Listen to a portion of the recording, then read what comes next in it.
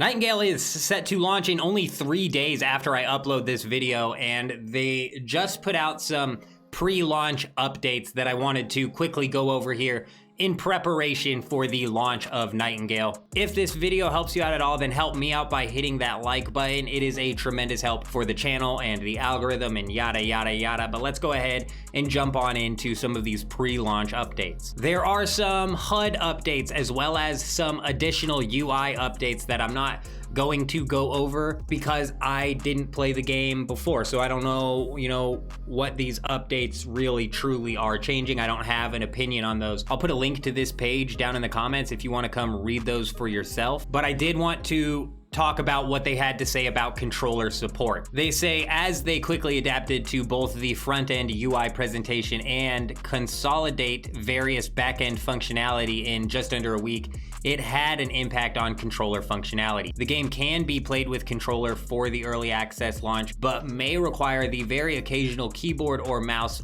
input. They are still working to integrate full controller support as soon as possible, so keep an eye out while you're in certain menus. You may have to use your mouse and keyboard. I wouldn't anticipate this being a problem for long, or even that big of a problem for that matter. Another big thing though is the removal of FSR3. They say after reviewing crash data from the server stress test, a significant number of them seem to point to FSR3 integration, whether or not users had the setting turned on. So to ensure better stability, they have just temporarily removed the FSR3 from the launch build and now are working with various external and internal teams to see if they can implement it or possibly an older FSR version in future updates. Let me know down in the comments if this is going to affect you at all. But the last thing that I have to touch on here is the Steam Deck. They say that they've been getting a lot of questions in regards to whether or not the Steam Deck will be supported at launch. They say technically Nightingale can launch and be played on the Steam Deck with the caveats to controller support listed above, but we're not considering it officially supported at launch. This means they will not be providing customer support for Steam Deck issues at the launch,